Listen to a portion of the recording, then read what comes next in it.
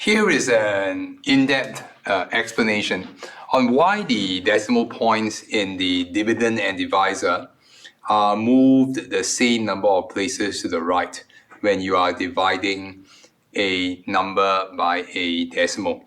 Now I've got two calculations here. They will give you the same result actually. Now I got 500 divided by 5 in the first one. So how many 5s go into 500? Now obviously you know that this answer is 100. Now in the second calculation here, we've got 5 divided by 0.05. Now, that's not too difficult to figure out because 5 can be likened to $5. And 0.05 can be likened to 5 cents. All right, again, you can tell straight away that if I'm going to divide $5 by $5 I'm really asking how many 5 cents go into $5. Now the answer, quite literally, is 100. 105 cents go into $5.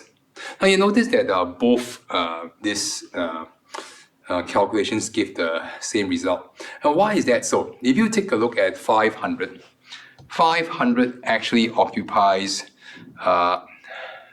the 100th place value, and 5 occupies the 1's place value. So you can see that the digit 5 for 500 is 2 places to the left of the digit 5 for 5. Now, similarly, if you take a look at 5 divided by 0.5, I start with 5 and I divide it by 0.05, which is here. Again, you notice that the 5 in the dividend is 2 places to the left in the place value table of the to the left of the 5 in 0.05. So this is the reason why both of the calculations give the same result, because in both instances the 2 digits are two place values apart. So of course you notice that that dividing by a whole number is always easier than dividing by a decimal. So to change 0.05 into 5, I multiply it by 100. Now this has the act of moving the decimal point 2 places to the right, turning it into 5.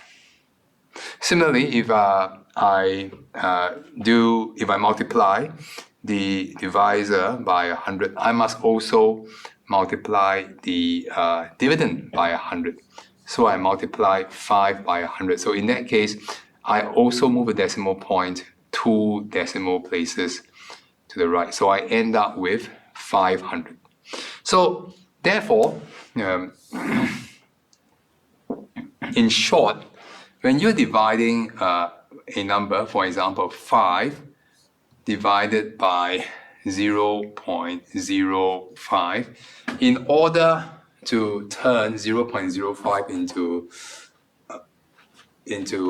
5, I must multiply by 100 by moving, and that has the effect of moving the decimal point 2 decimal places to the right. And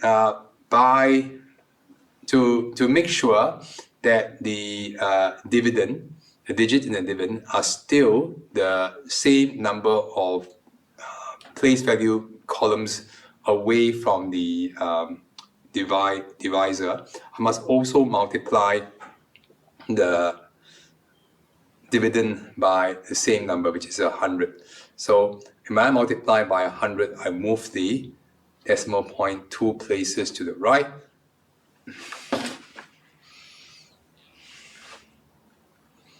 I end up with 500 divided by 5.